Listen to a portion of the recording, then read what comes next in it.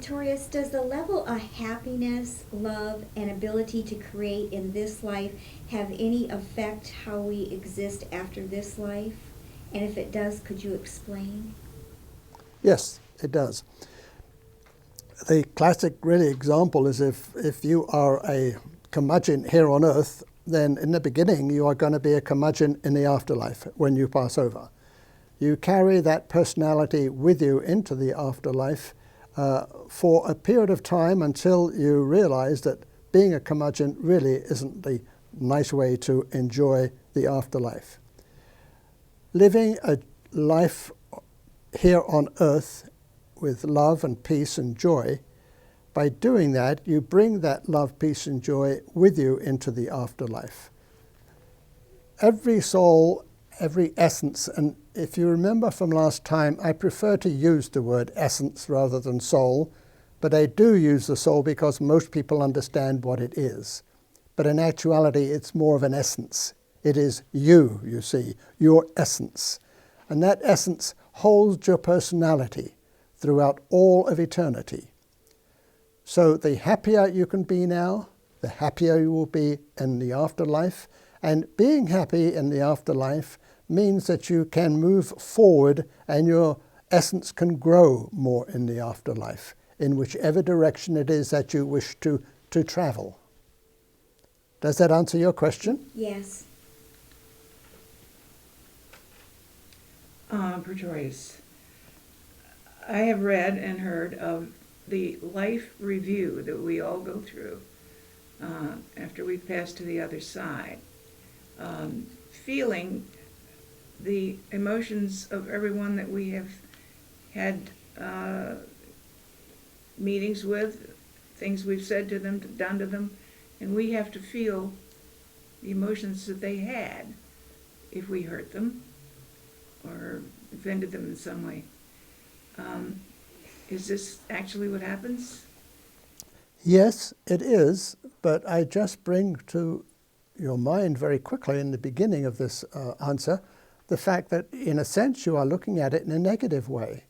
Because yes, you do feel the experiences of people that you have hurt, but primarily you also feel the experiences of those people who you loved and helped and gave joy and peace to. So that floods back into you as well.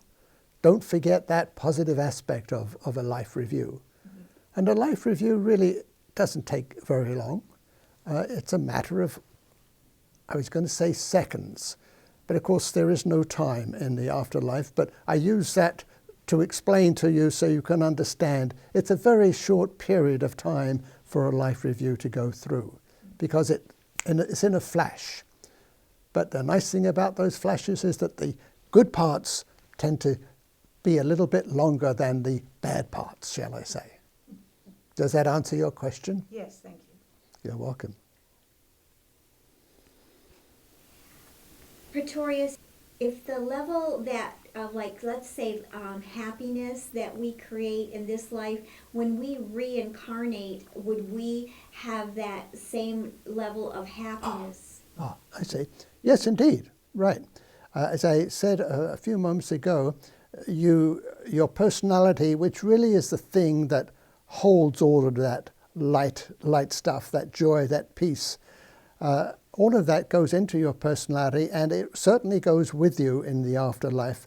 And so as you experience incarnation after incarnation after incarnation, all of those aspects of love and joy and peace, they combine, and so they become larger and larger, so that as you come back to another incarnation, whether it be on Earth or elsewhere in the universe, you bring all of that with you, which is also why it's rather nice to be able to build on that, because the more love and joy you bring with you, the happier you are in an afterlife.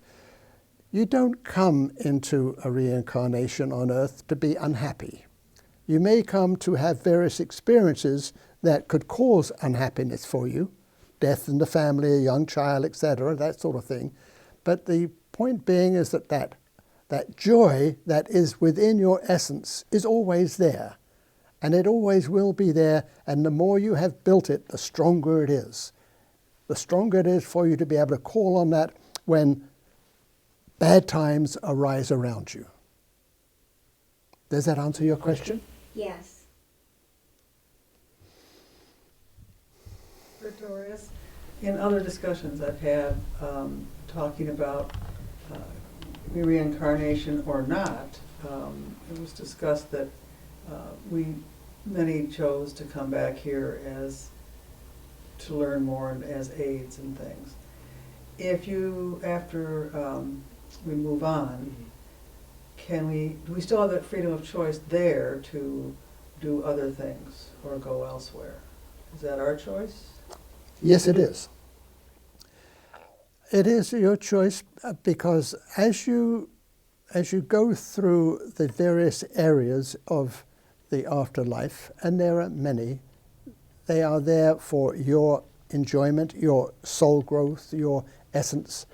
As you go through those, you begin to realize that perhaps you need this type of experience or that type of experience that would help you to grow even more. And so as you realize deficiency in various aspects of yourself, then you begin to realize that I can reincarnate perhaps and perhaps get that experience so that I can then grow more quickly. It's been said that Earth is one of the best schools in the universe, and in many ways it is for the type of situations that you have here on Earth. You have very much of dual situations, peace and war, love and hate. Many of those type of dual situations are not available in other areas of the universe where life exists. They are not there because they are in an area of growth and expansion that souls do not need to worry or learn about that. They may already have learned the difference between love and hate and war and peace here. And when they've had sufficient of that, they know the difference, they know how they can themselves behave in a different way, that they can behave peacefully themselves instead of being at war with their neighbor or their family. Then they can move to these other areas of the universe where they can then grow in different ways, in more expansive ways. I'm not sure that I've answered your question, so if I have not, please repeat the part that I have not answered. No, I think you have. Thank you very much. You're welcome.